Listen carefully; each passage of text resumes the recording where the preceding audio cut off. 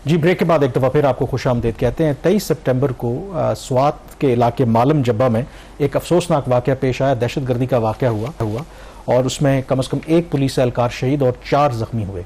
लेकिन इस वाक़े की जो सबसे बड़ी हाईलाइट थी कि जो ये हमला हुआ ये उस गाड़ी पर हुआ जो लीड कर रही थी, जो सिक्योरिटी प्रोवाइड कर रही थी उन 12 गैर मुल्की एम्बेसडर्स को जो स्वात गए थे। Islamabad chamber of commerce and industry की एक इवेंट था वहाँ अटेंड करने के लिए।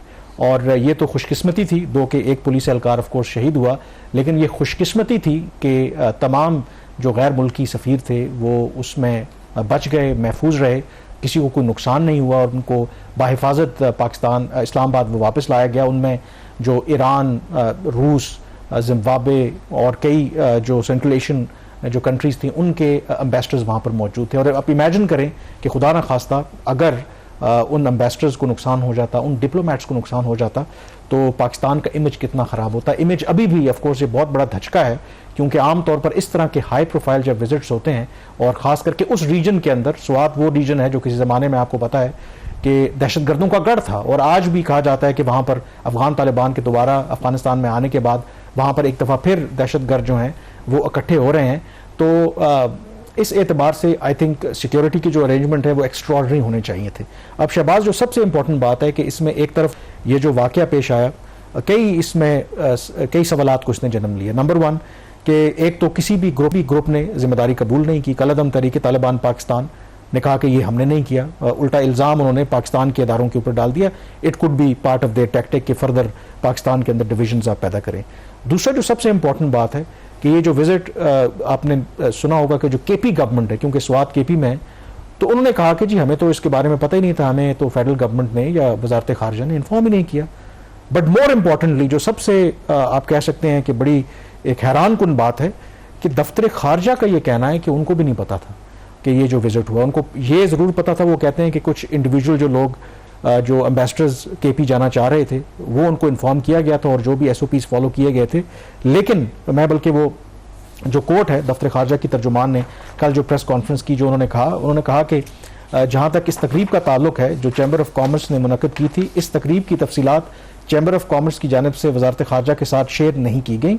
इसलिए ये हकीकत है कि इतने ज़्यादा सफ़ीर एक तकरीब के लिए इकट्ठे सफ़र कर रहे हैं, वजारत खारजा के साथ शेयर नहीं की गई।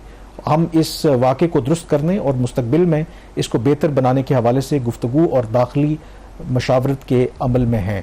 तो ये एक बहुत बड़ा आई थिंक एक बहुत बड़ा सिक्योरिटी फेलियर भी है। और अदर देन दैट, इवन अगर आप सिक्योरिटी सिचुएशन ना भी हो, आपको पता है कि जो भी यहाँ पर एम्बेसडर्स होते हैं या पाकिस्तान भी जो इनके डिप्लोमेटिक मिशंस होते हैं, तो आप एक ख़ास SOPs होते हैं। जब आप शहर से बाहर जाते हैं तो आपको जो मुतलका वहाँ के इदारे हैं, वजारत दाखिला हो और ख़ास करके वजारत खारजा हो, उनको इन्फॉर्म करना पड़ता है क्योंकि बहुत सी सेंसिटिविटीज़ होती हैं। तो ये I think it's a serious admission even on part of the foreign office के उनको पता ही नहीं है। इसमें देखिए ना, अरेंज हुआ है। 2-3 चीजें हैं ना इसके अंदर। एक तो ब्लेम गेम, ये बिल्कुल नहीं होनी चाहिए थी। केपी गवर्नमेंट कह रही है हमें नहीं बताया गया। फॉरेन ऑफिस ये मान तो रहा है कि हमें इवेंट का नहीं पता, लेकिन कुछ इंडिविजुअल केसेस का पता था। ये एज यूजुअल इसका मतलब है कि कोई भी ना रिस्पॉन्सिबिलिटी लेगा और ना ही करेक्टिव मेजर लेगा। और दूसरी चीज़ यहाँ पे थोड़ा सा इंटेलिजेंस एजेंसीज का भी एक रोल आता है कि जब इतनी बड़ी तादाद में जो फॉरेन इन्वेस्टर्स हैं जो पाकिस्तान में हैं और वो आउट ऑफ सिटी जा रहे हैं और सिक्योरिटी कंसर्न तो एक तरफ रह गया ना, उनकी मूवमेंट जो है, बहुत सारे इन्वेस्टर्स की जो मूवमेंट है वो रिस्ट्रिक्टेड होती है। उनको जो इंटीमेट करने का मकसद ही ये होता है कि आप एक फॉरेन टेरिटरी के अंदर आपकी सिक्योरिटी के साथ साथ आपकी जो मूवमेंट है उसका भी पता होना चाहिए, उसके मकासद क्या है। तो हमारी इंटेलिजेंस एजेंसीज जो हैं वो नॉर्मली वो गार्ड करती हैं डिप्लोमेटिक इनक्लेव को। आपको अक्सर वो पाए जाते हैं वहाँ पर जब आप जाते हैं, उनकी तरफ से भी कोई इनको मतलब तो ये ना, इनको बताया ही नहीं गया, किसी साइड से कोई टिप ऑफ नहीं किया गया। क्योंकि ब्रेक लेनी है, इसमें जो इंपॉर्टेंट बात है, मैं स्वात के एक मकामी जो जर्नलिस्ट थे उनका एक मैंने वो थ्रेड देखा, तो उन्होंने ये कहा कि आम तौर पर जब इस तरह के विजिट्स होते हैं तो सहाफ़ियों को भी इन्फॉर्म किया जाता है कि कोई भी अगर बाहर से डेलीगेट्स आ रहे हैं।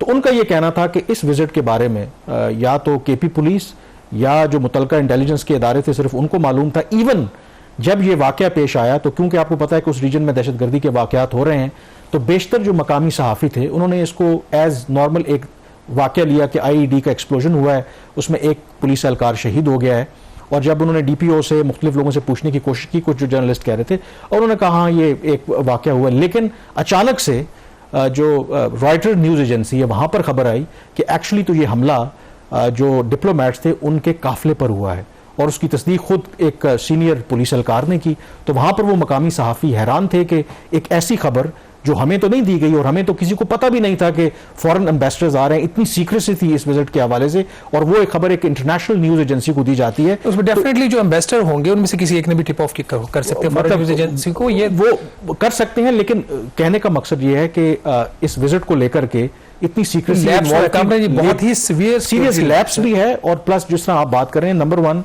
जो एक सिक्योरिटी के खदशात तो अपनी जगह पे ऑब्वियसली पाकिस्तान में जो भी डिप्लोमेट्स पाकिस्तान मौजूद हैं उनकी सिक्योरिटी पाकिस्तान का फर्ज है, लेकिन अदरवाइज भी जो डिप्लोमेट्स होते हैं, आपको पता है कि उस मुल्क के ईयर्स एंड आईज होते हैं, आमतौर पर डिप्लोमेसी की आड़ में इंटेलिजेंस गैदरिंग भी की जाती है और सर्टन रिस्ट्रिक्शंस भी होती हैं कि कौन से एरियाज में वो जा सकते हैं, कौन से नहीं में जा सकते।